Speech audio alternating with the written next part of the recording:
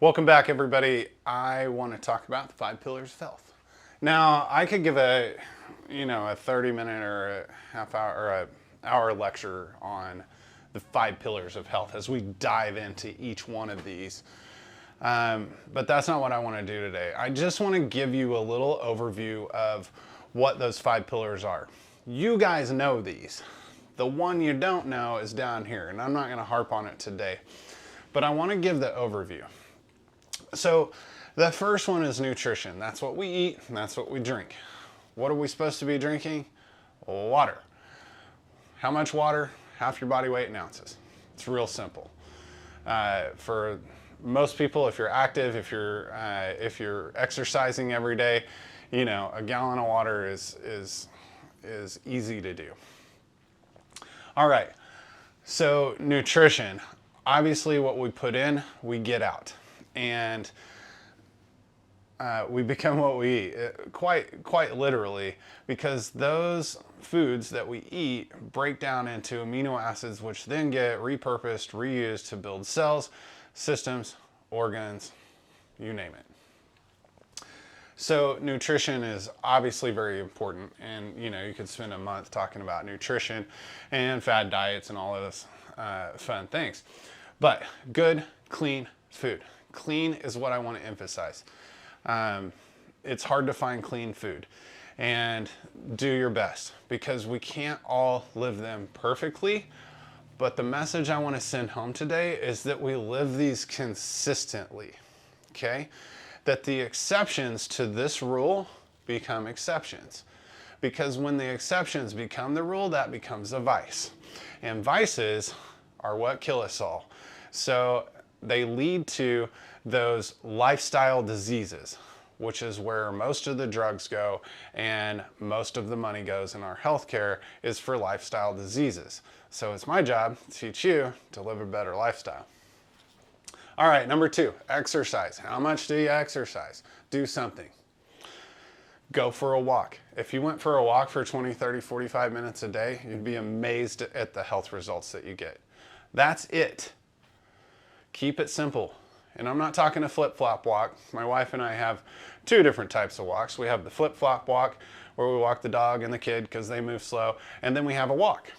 That's where we get going, we move, and by the time we get done, we've actually broke a little bit of a sweat. You got to push yourself just a tiny bit, okay?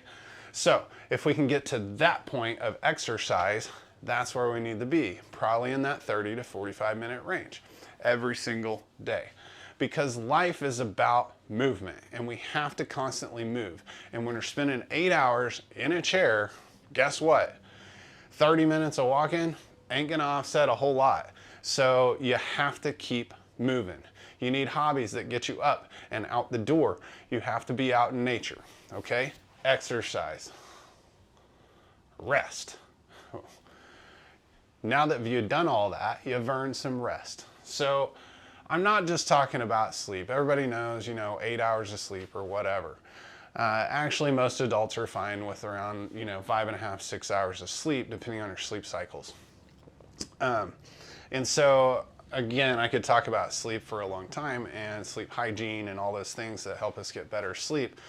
And we can cover those later. But you have to rest. And this isn't about meditation or anything like that, but taking time out for you to put down the phone, to put down the computer, to put down life, and to rest. And that means not reading a book, not stuffing your face, rest, where you just don't do anything. One of the practices I've had for the last 15 years is every day around just after lunchtime, I take 15 to 20 minutes I can't meditate that long. I haven't gotten that good over all these years, but I can sit, relax, close my eyes for that long. And oftentimes I'll take a nap on top of that. So I may be asleep for, 15 or 20 minutes, but I've been laying in bed for 30 or 40. And then I hop back up, I'm recharged. Because most of us live our lives in this ramp. It's like, get up, you go, go, go, go, go, go, go, go, go. And then by the end of the day, what happened? Boom, we hit that wall and we basically you just pass out. And guess what happens? You wake up at like 3 a.m., you gotta pee, and then you can't go back to sleep because your brain already started again. That's in a chronic stress state. Chiropractic can help with that. So get the rest, take the time out to pump the brakes in the middle of the day, okay? Find a sweet spot. We all have got it. You just have to find it. And if you can't find it, carve out some time for it because it's important to your health. All right, the last one is a positive attitude. And I talk about this more in our workshops than I will here. But your attitude has a lot to do with mental stress. And so kind of how we approach this world, because we really only have control of one thing, and that's how we react to what's put in front of us. It's the only thing we have control over is our own reaction.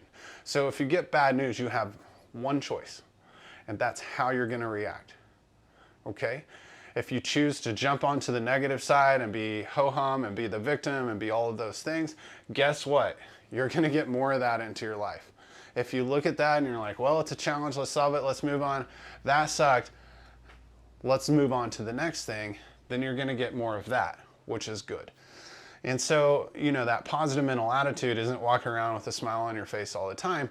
The positive mental attitude is being able to make a positive out of anything that becomes negative, and to be able to learn that lesson, to move forward with your life, and to take that approach that there's probably some good in most situations. And so having a positive mental attitude can be very, very, very important to your overall health and how you think about those. So I'm going to give you one example to think about.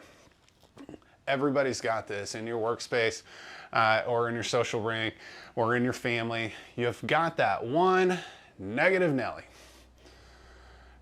Everything's bad.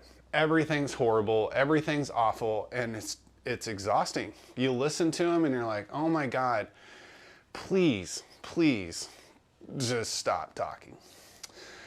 Have you ever noticed those people are sick more often than the guy that finds good in every situation?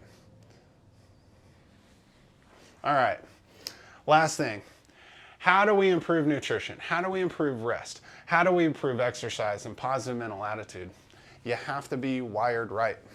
And chiropractic is about getting that nervous system unstuck in its sympathetic dominant stress stuck on state in fight or flight all the time, pumping the brakes, bringing it into balance, and allowing the body to do its thing. So if that happens through good neurologically adjusted patients through chiropractic, nutrition becomes better. You make better choices. Kids try new foods. We assimilate food better. We digest better. Nutrition gets better. Exercise, aches, pains, function of the muscle, coordination. Do you think Tiger Woods gets adjusted just because his back hurts? No, it's because it improves his overall performance. Because the neurological system controls the muscle system, and in a golf swing, you use about 92% of all of your muscles in your body for one swing. There's a lot of coordination that goes into that. Rest. If the body's stuck in this fight or flight rev all the time, all it's going to do is shut down out of an emergency use situation until it comes back online, and then it's going to rev right back up thinking there's a tiger in your bed with you and you got to get going. Okay? If we can pump the brakes, bring that back into balance, then the body can actually get that rest. That's one of the number one things we see in the office with patients. They start to get better sleep. The babies sleep through the night. Not all the time, but they start to sleep longer and we get more rested. So when you wake up, you don't feel tired, you don't need the coffee, you can just start your day. Rest. And then positive mental attitude. When things are firing right, you just kind of have a better perception of life, and knowing that you're taking care of the rest of these things in the most positive way possible. And you start to reap those benefits too. So more information, we talk about this in Growing Healthy Kids. No matter what edition we do of that workshop, I dive into these 5 pillars and really get into them. But I wanted to give you an overview of what those are. And most people know that, But I'm here to tell you, when we add chiropractic to the mix is when we see the results explode and we see people change their lives for the better. So that's what I want for you. We'll see you next time.